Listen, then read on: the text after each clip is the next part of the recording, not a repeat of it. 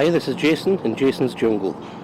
Today I'm going to lift the elephant garlic, have a look at the bulbs and then go over a few of the things which I've noticed have happened with other growers and a few worries that some of them seem to have about the elephant garlic. So I'll just lift mine and then talk through the results and show you what I do from here on.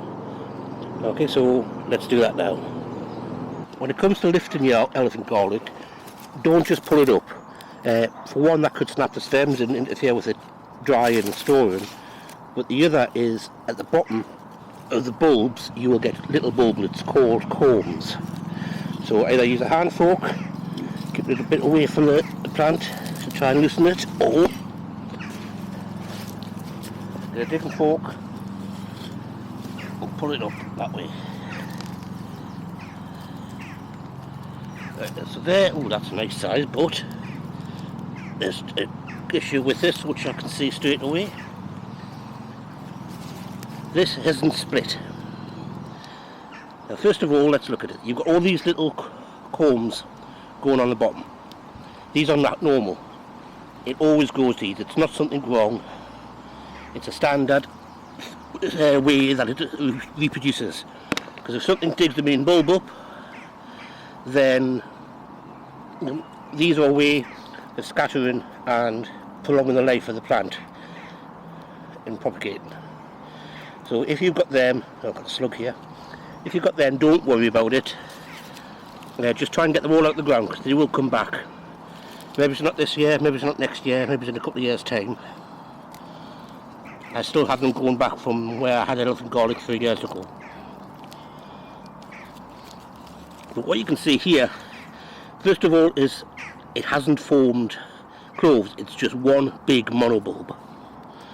Now that's probably because this year we haven't had enough cold, so it just hasn't split. You need at least, I think at least 30 or 40 days, possibly more, cold weather in a row for it to split the cloves. And if it, this year we've had cold, we've had hot, warm weather, and it just hasn't had long enough and cold enough to actually form cloves. The second issue, you can see where these are split. Now, we've had wet weather followed by long periods of dry, followed by periods of wet, and so the skin dries out, and then the bulb swells up, splits the skin, and it causes these skins to break up. So that's two problems that I've seen on other plants, other people, and that you can see here. Now again, keep all these corms. I'll show you what you can do with them in a little while.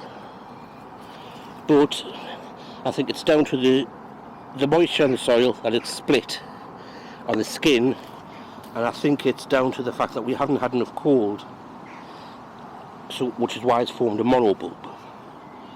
Plant these again. If they get enough cold, they should split into a big decent head. What I might probably do is keep these, plant them out, but before I plant them is put them for a month or two in the fridge so that they keep cold, and then plant them out in, say, December. And that way hopefully they'll get enough cold to make it split for a long enough period, because it's not just the temperature, it's the length of time as well. Okay, so I'll pull up the other ones and then I'll come back to that and we'll see what I've got. So here we are. I've got half a dozen large monobulbs. I mean, decent size. I mean, look at that. If that had split, it would have been wonderful. But they're all monobulbs, and my mother's decided we're not keeping them. She just looked at them and went, ooh! So they're going to be roasted. However, I have a reserve, a backup, which comes from these. These are the corms. These are the little dangleworts that sit on the bottom of each of these, and they hang off. Some, like this one, might be under the skin.